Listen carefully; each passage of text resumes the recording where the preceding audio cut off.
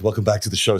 It looks like we have enough funding to at least get the first few weeks up, and that's enough to go on for at least now. And the season is going to be mind-blowingly good. I should tell you right now that this is the best season narrative has ever had, looking at the schedule, at least, of what, in terms of investigations and stories we're planning, these are the biggest. There really are mind-blowing stories. So for those of you who haven't yet, this is your opportunity to say that you are a producer, a funder of this kind of content by joining us at patreon.com/narrative.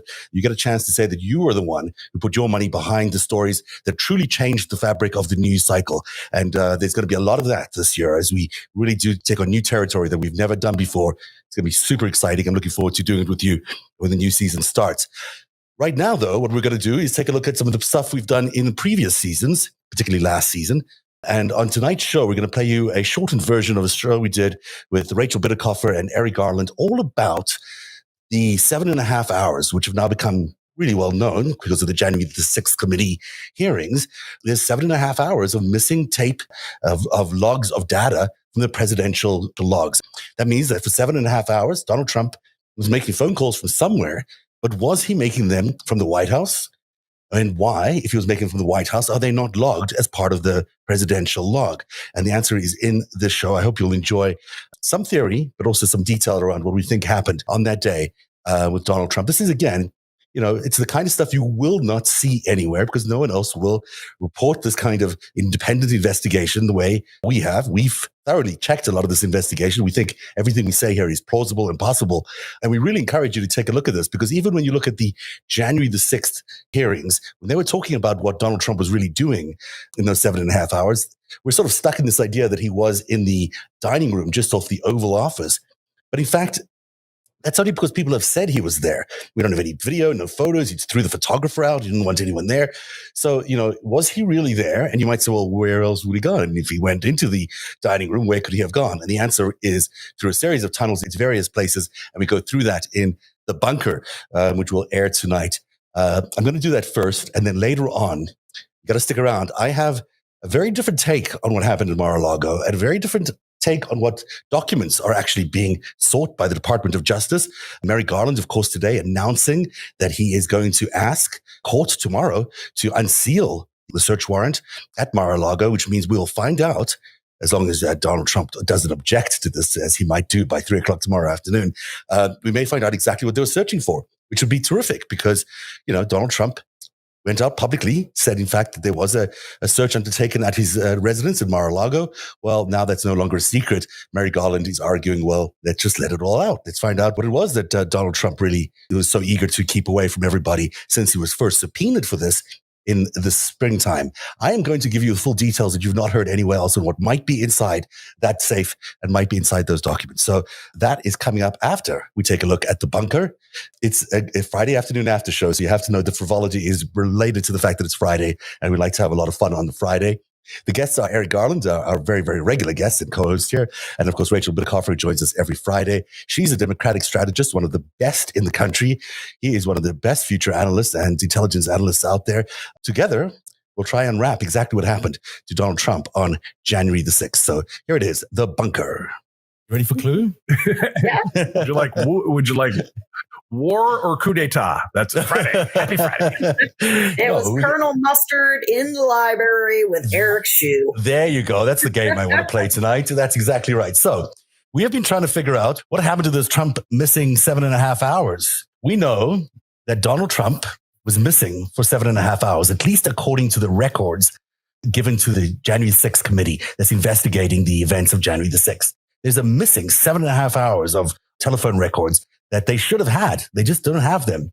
And yesterday, Donald Trump, maybe it was in the 6th, told this to the Washington Post. And in the interview, he struck a defiant posture, refusing to say whether he would testify before a congressional committee investigating the Jan 6th assault.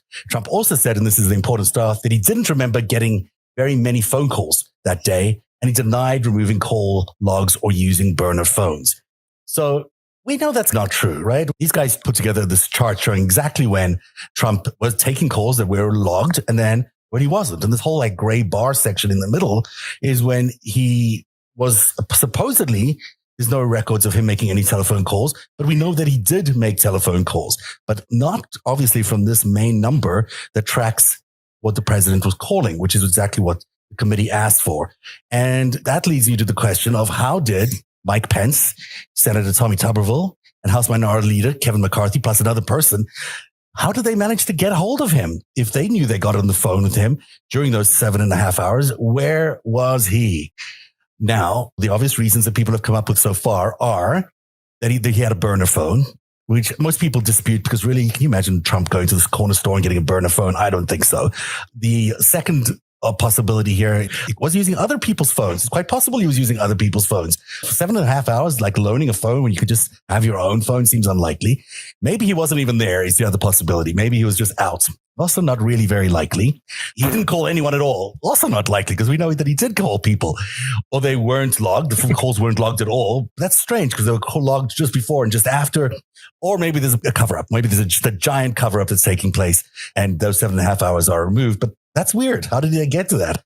There's no evidence to suggest that anything was taken out of the logs.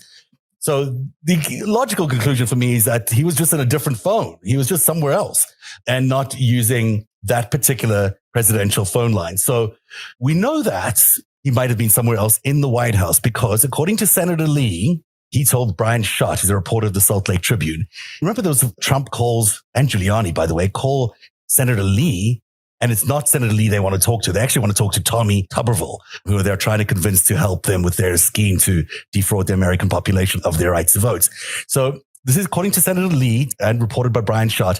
I went and found Senator Tuberville, handed him the phone and explained that the president would like to speak to him. And then he said, I stood nearby for the next 5 or 10 minutes as they spoke, not wanting to lose my phone in the middle of a crisis. Then the Capitol Police became very nervous and ordered us to evacuate the chamber immediately as they were forcing everyone out of the chamber. I awkwardly found myself interrupting the same telephone conversation I had just facilitated. Excuse me, Tommy, we have to evacuate. Can I have my phone? Senator Tuberville promptly ended the call and returned my phone to its rightful owner. Now, interestingly enough, we know where that phone call came from. That phone call came from a number from within the White House, where it says here that the former president called the phone of Republican Senator Mike Lee with a number recorded as 202-395-0000, a placeholder number that shows up when a call is incoming from a number of White House department phones, the sources said. So I think that tells us that he was in the White House, but maybe not in his office. That to me, I mean, am I right? Does that make sense?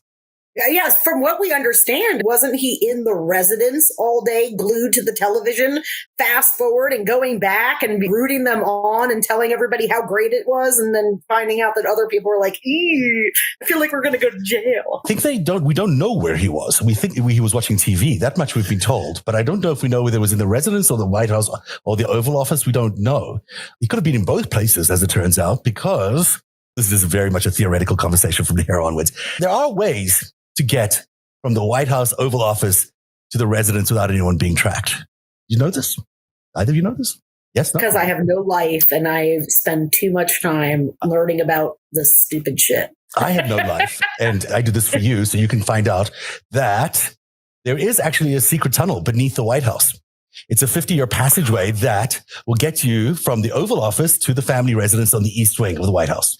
And this was all discovered by U.S. News and World Report, where they excerpted a FBI agent, former retired FBI agent, Gary Aldrich, when he wrote a book about Bill Clinton. In it, he discovered that the clandestine passage built during Ronald Reagan's presidency as a way to guard the president in a terrorist attack is certainly handy. Passing a panel on a wall adjacent to the president's restroom next to the Oval Office causes a secret door to slide open, leading it to a staircase down the lighted passageway. The tunnel comes out in a storage closet from the president's private elevator in the basement of the residence. There is a second exit near the office that was once the White House barbershop in the West Wing basement. The tunnel, dug in 1987 while Reagan was at Camp David or vacationing in California, was called Project ZP. Removal of the earth and concrete caused a large depression south of the Rose Garden, but reporters and staffers thought it was just a natural sinkhole. Reagan once used the tunnel to sneak Richard Nixon into a private meeting on foreign policy. So that's interesting. I thought that was really interesting. I didn't know that. Did you know that? So they have a secret passage. So if you want to sneak out, if you're the president, you just press the button on the wall and I guess it opens up and then you go downstairs into the basement. A few steps away, you're in the residence. You can do whatever you want to when you're in the residence. So you could have been either in the residence or you could have been in the Oval Office. It sounds a little undramatic though for where he might be that day. It's probably a bigger possibility, I think. Dum, dum, dum, dum. So the next thing that comes to mind, let's see. Now that you mention it, there was, remember like 2 weeks in 2017 when they like closed the White House to like totally change out the heating, ventilation, and air conditioning, the HVAC system. Yeah, I remember that. Like, I want to make sure I'm not misremembering. Do you guys ever remember the White House like closing off for 2 solid weeks? Nope. No, it's very rare. Any time since you were a kiddo? No. Never. Yeah. No. I wonder if there were any additional infrastructure projects that went on during that. There was a rose garden that was rebuilt by the former First Lady that was redone in order to have their little party, their little election party in the White House. We don't call that a do. We call that the murder of the beautiful garden that was there. So there was some of that construction. Travesty. That's what we call it, Zem. Travesty. They took out the roses and put in Israeli signals intelligence devices. I'm sorry, did I say that out loud? Imagine this, guys. The family that shits in gold toilets has terrible taste. Shocker. There was a theory as well that it was Mark Burnett who was who was getting ready for that shot, wanted a dolly shot of which is moving tracking shot of the First Lady, which they landed up including in the big special that they did. And that might have been a reason that they decided to reconstruct the Rose Garden. It's quite possible that was the reason too. But who knows? We don't know for sure. Remember when that dumb shit fucking did the whole thing where he flew home from Walter Reed? Oh, yeah. And then ran up the stairs. And then accosted everybody. And he was... So it was really I can't believe he lived through that shit. It's just, that happened. That's a thing that happened. Remember that when he left the hospital with COVID and forced the Secret Service to sit in the limousine so he could wave at the crowd? A bunch of Proud Boys that were out there. That was who came to see him. We're sick people, man. Yeah. We need help. There's been another bit of construction going on in the White House in recent past. This happened during the Obama era. So there is an underground bunker tunnel facility, I guess you should call it. It's always been there. It's been there for a long time, that connects the east wing of the White House to the Treasury offices across the street. And it's been a bit of disrepair over the years. So during the Obama presidency, they did this giant dig. They didn't really tell people what it was about, but clearly after the fact, it became pretty obvious that this was a rebuild of their very tunnel or bunker that existed between the two places. So it looks like a pretty big dig. It looks like a pretty serious, high-end sort of top security kind of dig. This is White House photos. I'm not revealing anything here that I'm not supposed to. Okay. So everyone who knows this information, it's pretty public that it's out there. This is from their very nice whitehouse.gov site if you want to go check out what the build is all about. Now, to position everybody and to get a sense of where this tunnel really is, we're going to pull up the map. Here's the map. So let's spot the White House here. Help me here. There's the White House. Okay. So there's the East Wing. This is the residence of the White House. And there's the Rose Garden, by the way. I think that's where it is. Here's the Treasury Department on the other. Oh, let me pull this over a little bit so you can see this is the Treasury Department. And I guess the thinking around this tunnel all along was that if there's some sort of crisis, the president could leave the White House East Wing, go into these tunnels, and there'd be these secure vaults in the basement of the Treasury Department where they could hide out in a crisis that would be high end. This goes back ages ago. And so that was the part of the plan, is just to get a tunnel out to the Treasury Department. So it's quite possible still that, it's not quite possible, it likely is what it is still under there. But they also have secure comms and other facilities underneath there in case there's some sort of crisis. And you sent me a picture today of Erica, maybe you can help me describe people what this picture is. It's of the comms room from a different crisis. Yeah, that's the Presidential Emergency Operations Center, I believe, on September 11th. I'm pretty sure, which is located. So if you take like the regular the White House and like the Willard Hotel on the other side, and then in between you have the Treasury, like just a little bit west of the Treasury. That's where the Presidential Emergency Operations Center is. And it would have so in here completely secure. It's somewhere somewhere a little down there, but we're looking at about not quite 80 yards from the east wing of the White House to the Willard Hotel, where Rudy Giuliani and all them other rat bastards were that day.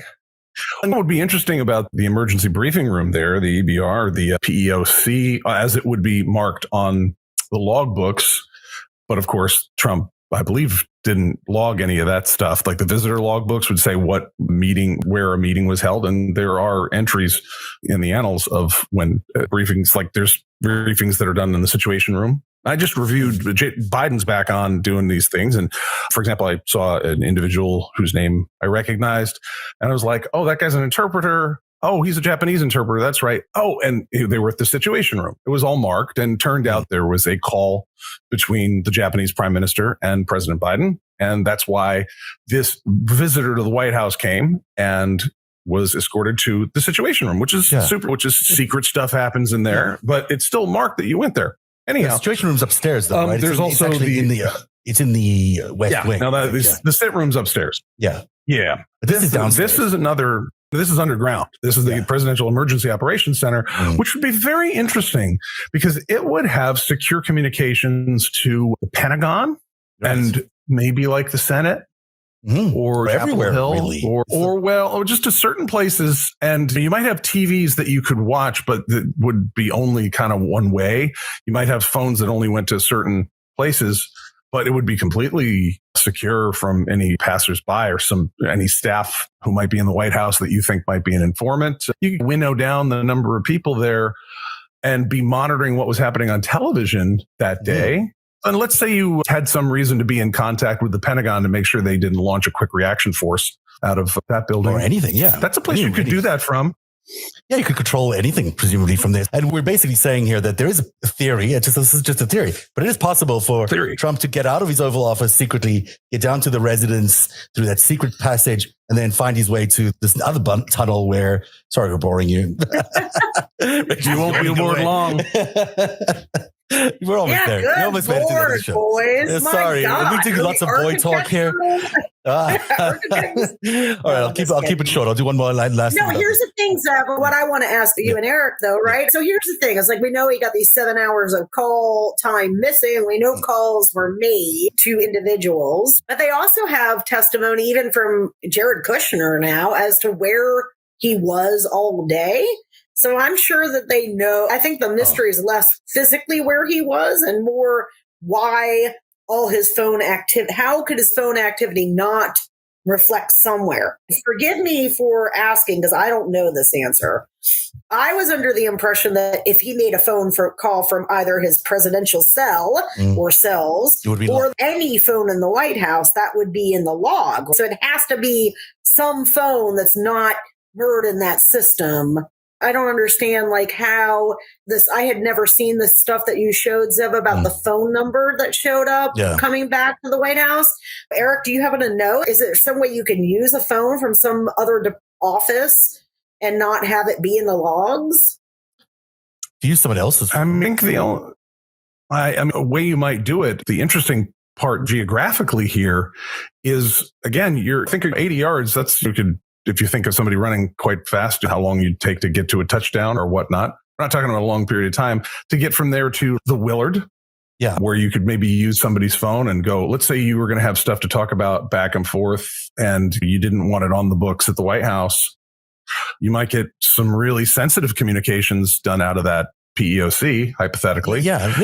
And then you could do some other stuff by running it over to the rat bastards, Bernie Kerik and Rudy Giuliani and the other treason weasels.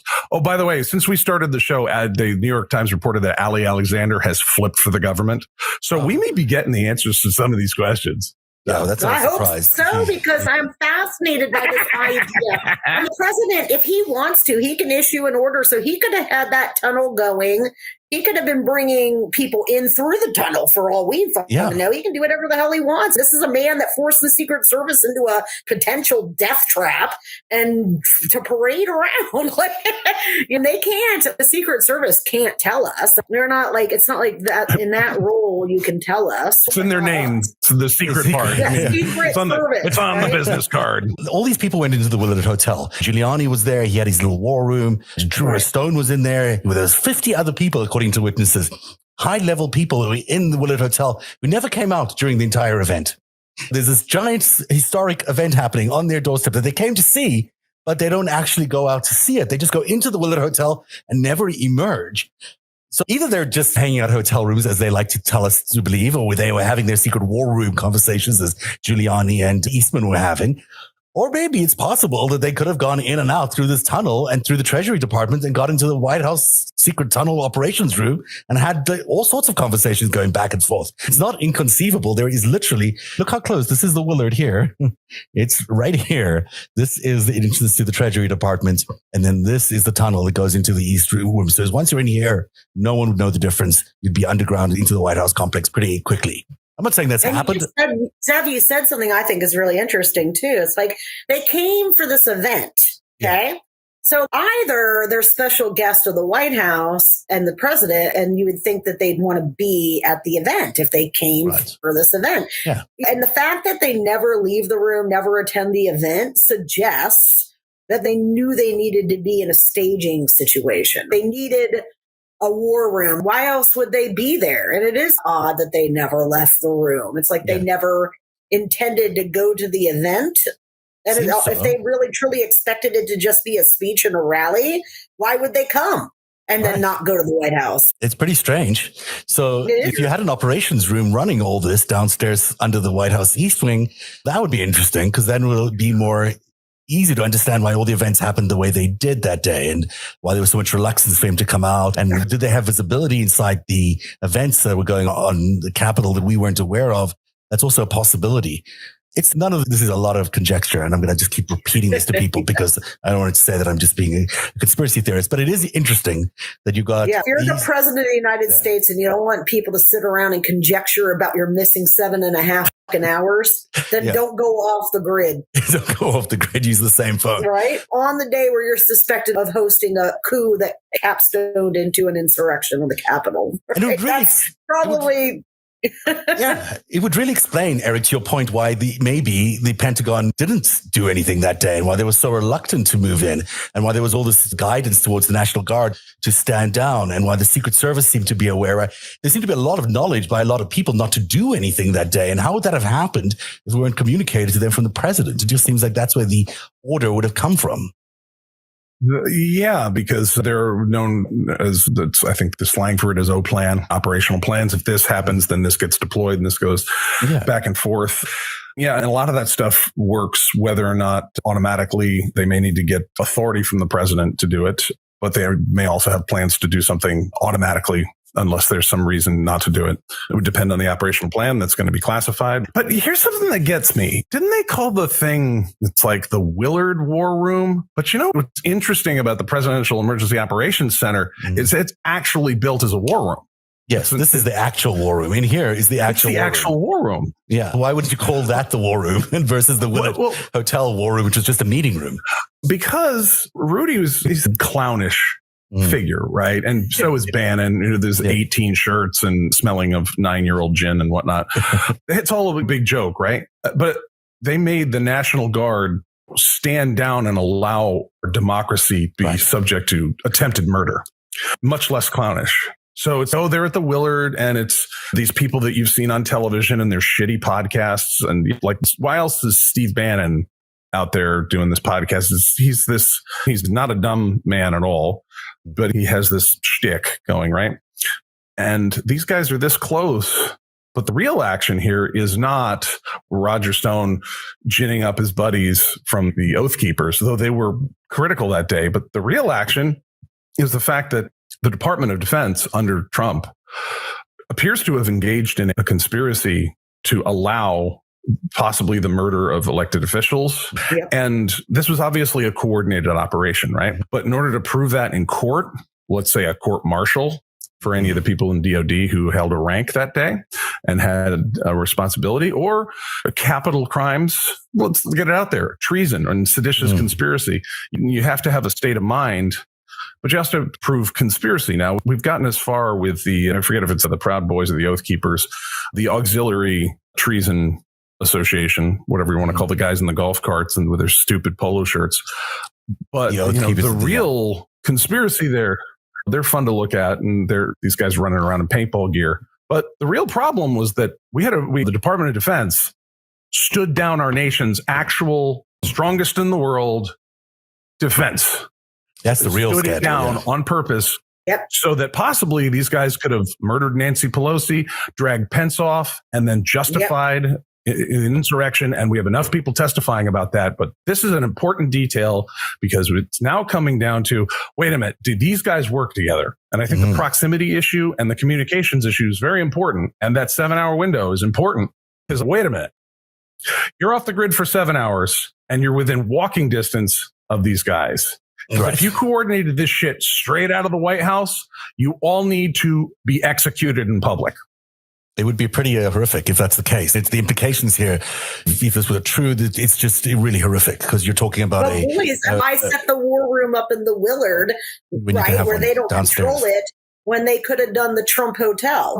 You can walk, theoretically, you can walk to the Willard secretly. You cannot do that from the Trump Hotel. And they did every thing else through the Trump Hotel. It is a very unusual location. Right. It's the only one that seems to have this kind of access. It just seems weird to me. And I remember thinking that's weird. It didn't connect in this way or anything. I just remember when I first read about the war room where these guys were, where Giuliani was at.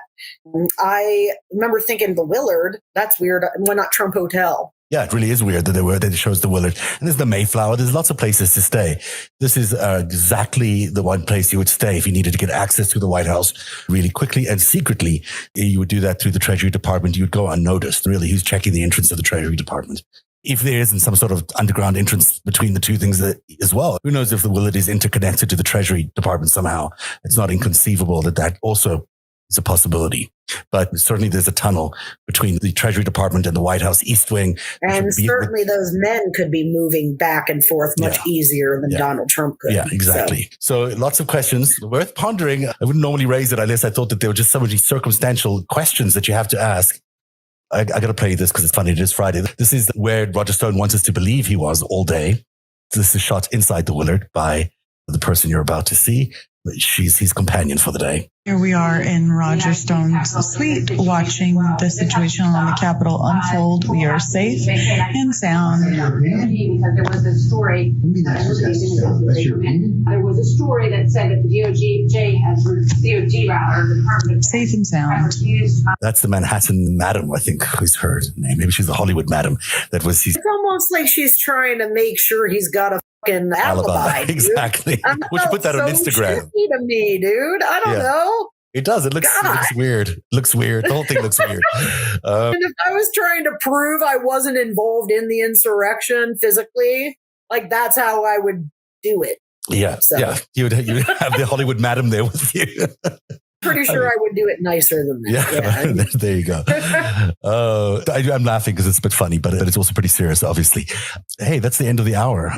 Boy, that was the fast hour. Y'all don't have to go home, but you can't stay here. You got plans for the rest of the weekend? Eric, anything fun and interesting and exciting happening in your part of the world? We never got your story, by the way. We'll have to get to it next time. No, intense research. Because look, I'm not entirely joking about that. We're really getting down to the story here. This is a big deal. I think it is a big deal. It's on the after show, and we're having fun with it because it's the after show. But it's actually a real interesting story, and I think we'll dig into it a little bit more next week because there's other aspects that really require some real digging into, and hopefully our viewers who are brilliant in this can also do that. Eric Garland is at Eric Garland. It can also be found at Game Theory Today, is what his podcast is called. Hamilton is back in town. Hey, Hammy. It's a 5 o'clock Hammy hug. Hi, Hammy. Rachel Bittercoffer. This is like literally he does this every day. He just knows. All right, that was a good tension. That's a good Friday night tension breaker. That's a good. Yeah, it is. I'm so glad. I don't think people believe me when I tell them, "Look, my dog gives me a 5 o'clock hug every day and tells me it's time to get off the phone." It is time. Hamilton needs his own awesome. Twitter account, but you can find Rachel Bittercoffer at Rachel Bittercoffer. Interesting show. I think you'll agree. We spent a lot of time researching that and figuring out exactly where all the tunnels were and trying to understand if there was any other logic for Donald Trump co-conspirators really in this coup to be at the Willard versus any other hotel. And that is about as far as we got in that investigation, but it has not been responded to yet by anybody else. It's the first when we put it out in the air. And that is exactly why we ask viewers like you to support Patreon, because it's a kind of research, a kind of investigation no one else is doing. No one else is thinking like our team is thinking. And therefore, we're getting different kinds of information to you about what may have happened that day. And we certainly know that a lot of what we do impacts both things that happen at Capitol Hill and elsewhere. We would love to hear from you. If you're on YouTube right now, I'm here to answer your questions for the next little bit of time. So I'll do that until maybe the top of the hour. But I did want to keep you up to date about what is going on with Merrick Garland today. You know, this was spectacularly big news. The raid on Mar-a-Lago itself was big news this week. But now that we have confirmation that the Department of Justice is had no other choice, really, but to attempt to get this information or the documents that they were seizing based on the fact that they were simply stopped by Donald Trump in previous attempts. There was a subpoena issued to Donald Trump and asking for the same documents. In fact, he refused to do that. And now the only other option was for Merrick Garland, the Attorney General, and the Justice Department to go in there and get it in a raid. That's exactly what they needed to do, because guess what? This is all stuff that is not, personal to Donald Trump. It's personal to Donald Trump, but it's also very important to national security. And that's the thing that everyone needs to remember here before, Fox News and the GOP get so bent out of shape. This is about the national security of America and about who he may have been helping along the way during his presidency, who is corrupt as anything, as we know. Was he helping people, and is he hiding the evidence that he's helping people inside Mar-a-Lago? And that is why the documents in question here are so specific and so important. And we're asking you to join us tonight in explaining some of this to you by showing you some of the documents we think it may be. So that's coming up in just a few seconds. But first, let me read to you about what Merrick Garland said today. The Attorney General Merrick Garland said the Justice Department will ask a court to unseal the search warrant, allowing it to search Donald Trump's Mar-a-Lago residence earlier this week. The department filed a motion to make public the warrant and receipt in light of the former president's public confirmations of the search. So in other words, the first time we heard about this was that Donald Trump said, hey, my place is being searched, which means that once he said that, it's fair game for the Department of Justice and for Merrick Garland to step out and talk about why they're taking this next step. And because it's now being publicly revealed that there was a search, well, then the Attorney General can say that there is a public confirmation of the search, the surrounding circumstances, and the substantial public interest in this matter. Garland said in a press conference. Now, what will happen is tomorrow, the judge will have an opportunity to decide if it should be unsealed, if these documents of the search warrant should be unsealed. I doubt we'll see documents. We may see the search warrant, and we'll know if this will happen only after 3 p.m. because at that time, Donald Trump has a deadline. He can object to the release of these documents, the unsealing of these documents, which seems to run contrary to what he's been talking about currently in public, or he can say, no, I'm happy to have these released. If he objects to these being released, they go back into secret. And we know that it's fact Donald Trump who's trying to keep the secrets. And what might be in these documents? Well, you might speculate. Now, I would argue, and I did this publicly, so you cannot say that this is some sort of, something I've just added on lately or just think about lately. There is only one really important set of documents that I really am dying to get my hands on. And that set of documents is something I alluded to way back in April of this year in this tweet that sort of caught a little bit of fire. It wasn't it wasn't the biggest of tweets, but certainly some people paid attention to the fact that it was out there. And this we're going to try to put it in full screen. There is a reason I'm putting it up here, and that's because I think this is exactly the document they're looking for right now. You won't be able to see it in full, but there you go.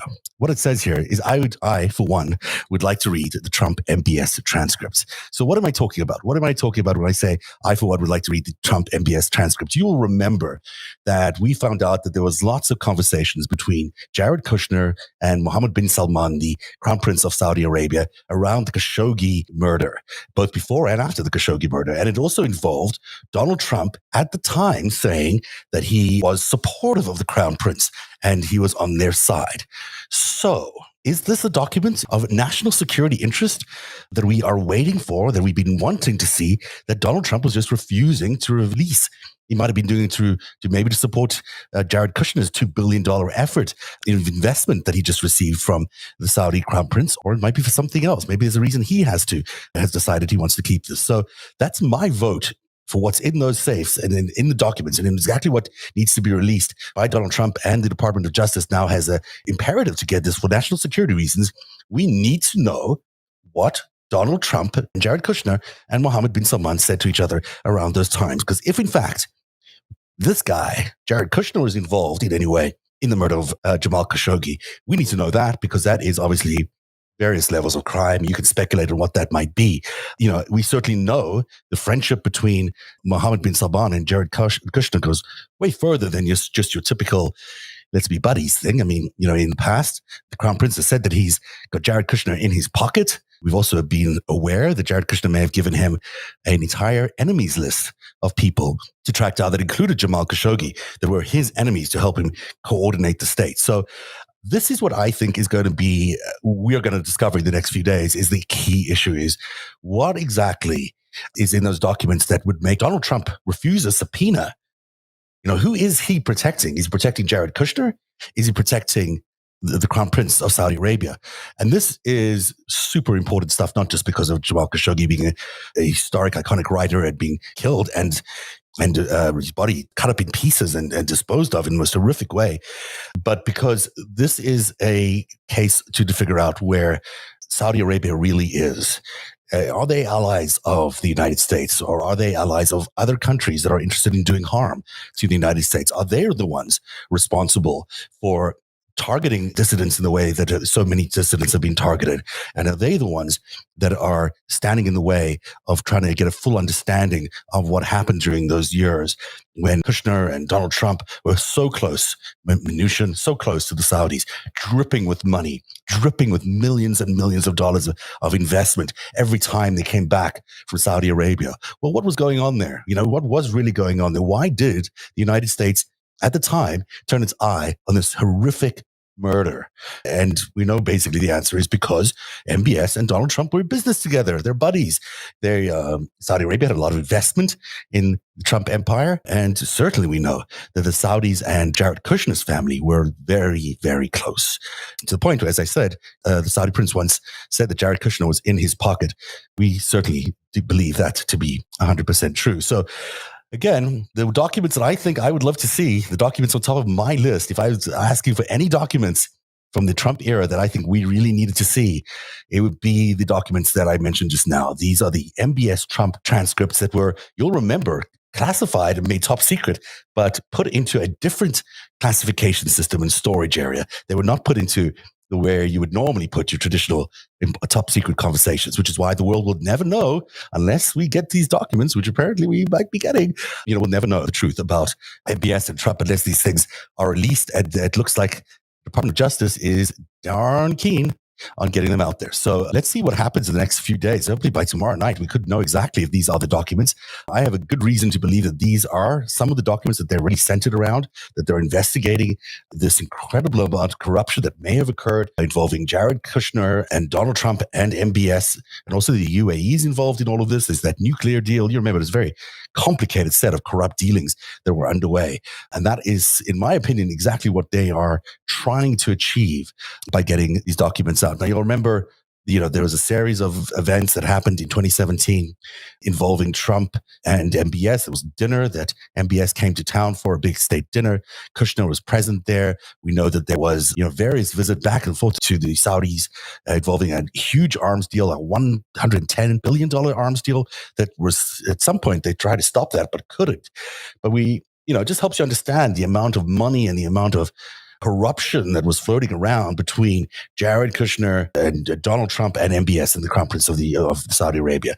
Now, Biden just back off a visit from Saudi Arabia. He was just there the other day. They had a very frank conversation that included Khashoggi. Is this, in fact, one of the things that came up in that conversation? Maybe, sir, you should consider lowering those oil prices you're keeping the West hostage for, because, we happen to have transcripts of those conversations. Who knows? Maybe that was a subtext of that conversation. Certainly oil prices have stayed quite low since then. So that is, one prediction of what might be out there, what might be coming in the next few days. And, it certainly blunts a lot of the Fox News criticism that, the president has been somehow raided by these corrupt FBI people who are planting evidence. This is nonsense. Of course, there's no planting of evidence. This is evidence that we know has existed for years. So, you can scratch that off the list. There's absolutely no planting of evidence here, because we know that these have been hidden by the former president and Jared Kushner and his cohorts in the White House for, 3 or 4 years now. So 5 years now.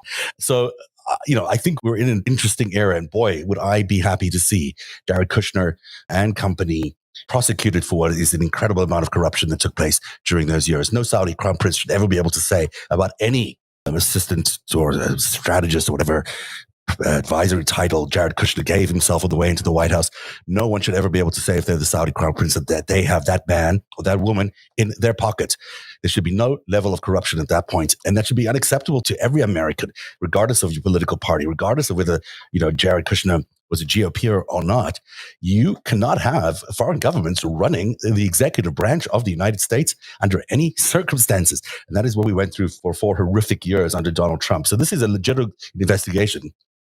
Fox News and everyone else who's saying out there that this is not legitimate. This is extremely legitimate investigation involving national security. Donald Trump refused to honor his subpoena, and that is why the Department of Justice had no choice but to go in and do this investigation by force, by going in, raiding Mar-a-Lago offices, but giving him all the notice and allowing him not even to complete privacy. They offered him that they were not going to say anything. They did not, in fact, say anything about the raid. It was he who said something about the raid. And why is he saying it about the raid? In order to discredit the FBI. The whole point behind all of this is for Donald Trump and the GOP to discredit the FBI, which is doing terrific, important work and trying to understand exactly what happened during those Trump years. And of course, the FBI and the GOP want nothing of it. They want no investigation of their corruption over those years when they're selling out to foreign governments around the world, whether it's China or Russia or Saudi Arabia. This is who they decided to sell themselves to. This is who they decided to be their masters. Well, guess what? It's time to pay up, because the results of a legitimate investigation are going to show very clearly that the GOP is as corrupt as anything, and that Donald Trump led the GOP in the most corrupt presidency of history. And it's a dark stain on American history. And it's time for the GOP, those who have any sort of foresight of what might be coming in the next months. It's not looking good, fellow GOPers, or not fellow GOPers, but GOPers. You have to sort of realize that this is not a good trajectory you're on, that this is getting worse and worse and worse by the weeks. I mean, so many investigations about the former president. All of them are going to continue. They're all going to find out sooner or later that you were maybe involved in that corruption, and that you are perhaps as beholden to the crown prince as Jared and others. We might find that some of that money went all the way down to the senators and the congressmen. And if they did, it would look bad for all of you in your careers and perhaps your political party. It's time for people with principles to stand up. It was time for people with principles to stand up a long time ago. But in the absence of that, it's time for some of those people who have principles to stand up now and explain exactly how their party was bought by the Saudis, their party was bought by Beijing, their party was bought by Moscow, and that now we are stuck unraveling this giant mess, which included billions and billions and billions of dollars, if not trillions of dollars, of theft from the American people. So I'm not saying this is a promise. I'm not saying I know for sure this was in there. But my anticipation is that those documents are involving Jared and MBS. I might be wrong. I've been wrong before, maybe once or twice. I don't know. And I'll be here to apologize if I am wrong. But I think this is where we're heading on the story. If not, I'll be happy to do whatever, eat crow in front of you, as I like to do whenever I do get anything wrong.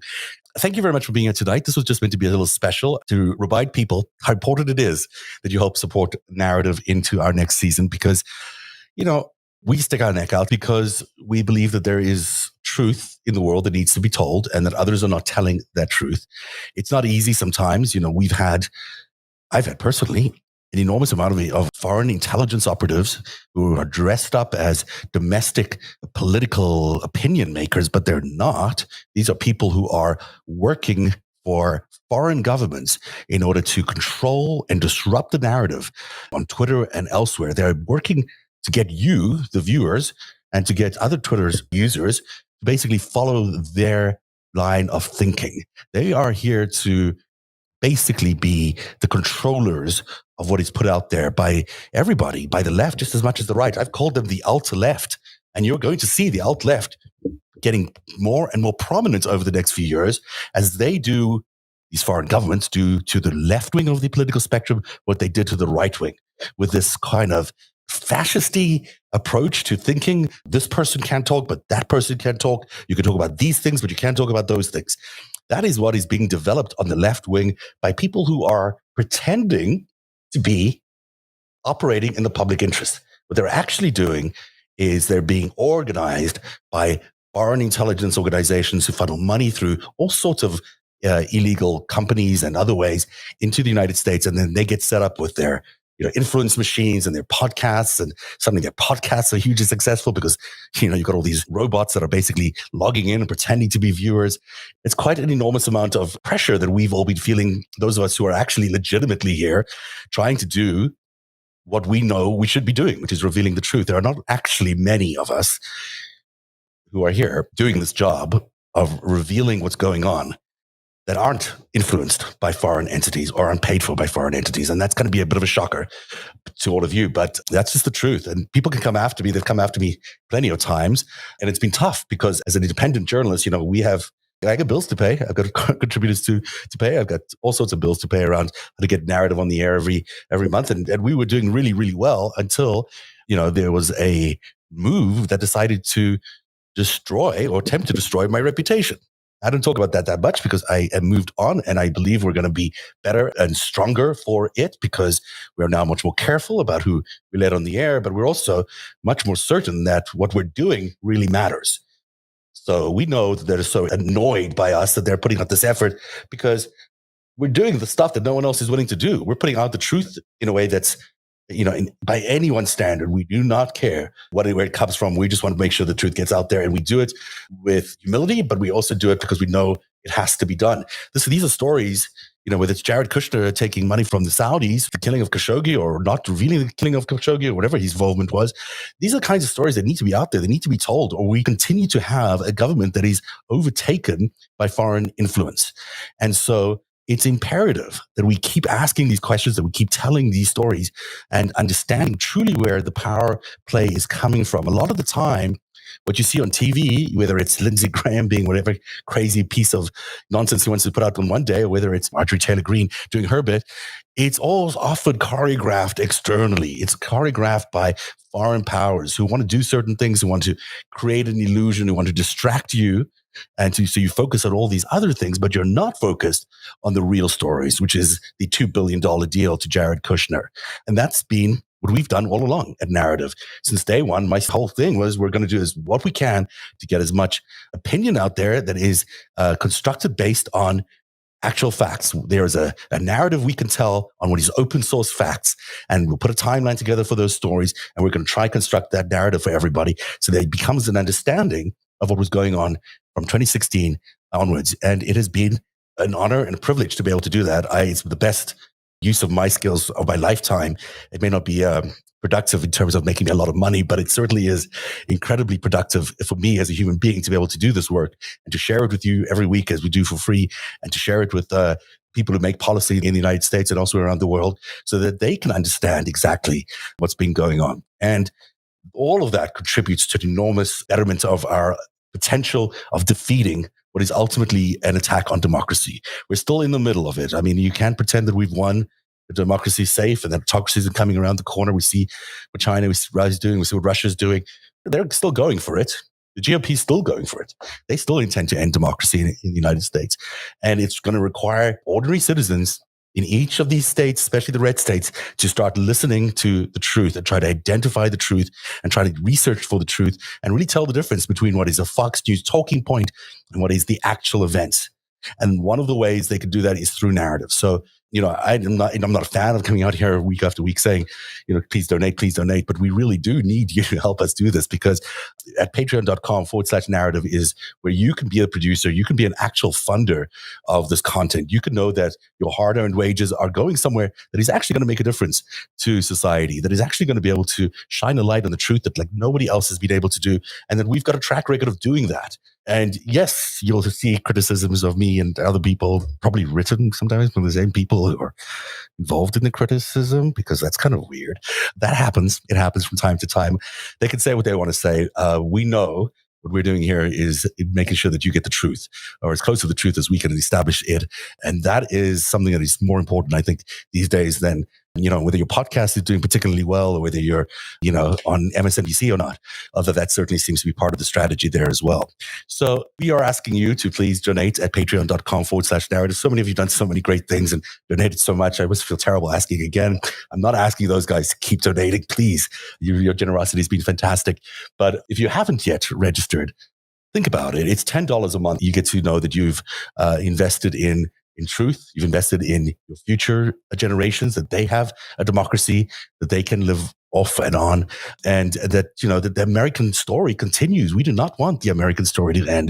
The American story is one of potential. It's one of beauty. It's one of possibility.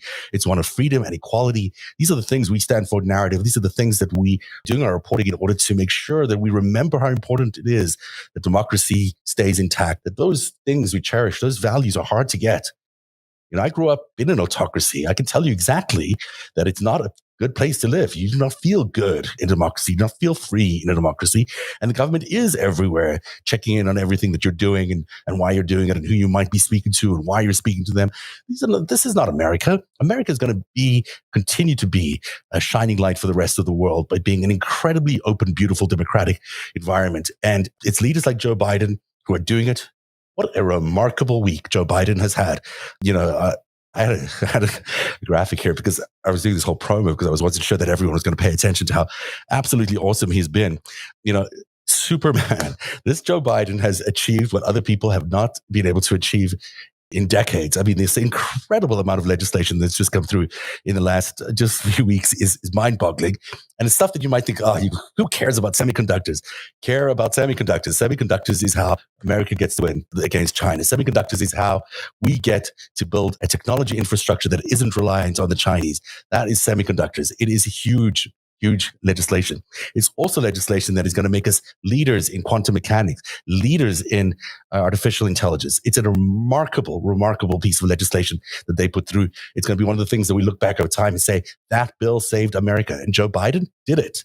I mean, a few weeks ago, you could not say a nice thing about this guy on mainstream media. I gather people have now figured out that you should be saying nice things about him.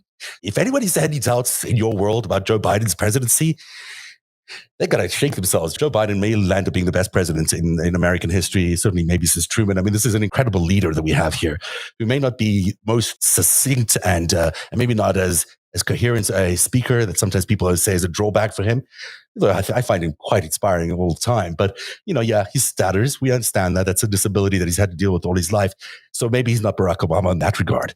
But in absolutely everything else, his legislation, his ability to reduce oil prices, gas prices. Which president has ever been able to do that? Reduce gas prices? I've never seen that. His ability to, tackle inflation the way he's been able to do. His ability to go around the world, build a NATO alliance to tackle Ukraine, really put Vladimir Putin in a corner. His ability to go to MBS and the Crown Prince, who he used to call a pariah, and say to him, I still think you're a pariah, but I'm going to need your help. This is the kind of leader that America needs. This is the kind of leader that America is going to look back on, and I truly believe he's going to say that he's one of the greatest presidents of all time. Please, make sure you tell that to anyone else who tells you that Joe Biden is not a great president. Joe Biden is a remarkable leader. We're very lucky to have him because the contrast looked a little like something like this. Remember, there was a time when we didn't have a president that went up to Mohammed bin Salman and questioned what his involvement was in the murder of Khashoggi. There was a time when it looked like this, when an American president had talks with Mohammed bin Salman and a Saudi delegation, and the question of Khashoggi came up. And this is what it looked like. If you'll remember, this is how the former president of the United States reacted to this question. Mr. President, will you address the murder of Jamal Khashoggi, sir, with the Crown Prince? Thank you very much. Thank you very much. Thank you very much. Yeah. Didn't want to respond. Didn't want to touch it. More worried about his investment. More worried about billions of dollars he was going to get from on the side. This is the kind of president that the GOP wants to put up again as a presidential candidate. And this is why his home has been raided, in my opinion. So hopefully we'll know in the next few days exactly whether my prediction is that, Jared Kushner is the reason and the Khashoggi murder is the reason that they are desperately trying to get their hands on transcripts, which are of national security importance. We look forward to seeing that. Hopefully, I would love to read those transcripts. I mean, they'll be so revealing. So to all of you, thank you for being here tonight. I thought the conversation with Rachel Bitterkoffer and Eric was just fascinating about those bunkers. I mean, it sure seems to me that these guys are, connected underground, maybe during their January the 6th day. And maybe they had a few conversations off the side that didn't need to be logged by any presidential log. We'll find out more of that later on. We're going to reveal it all when the season begins in September. All right.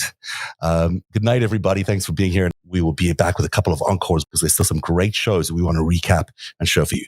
Last thought, of course, patreon.com/narrative is where you want to be. Sign up for either the $10 or the $5, but preferably the $10 membership. And it's how you get to be a funder. You get to be a producer of the best season of Narrative yet. And that's all coming in the next, under a month. Wow. Better get to work. Good night, everybody. Narrative is made possible by viewers like you. Join today and support truly independent journalism at patreon.com/narrative. That's patreon.com/narrative.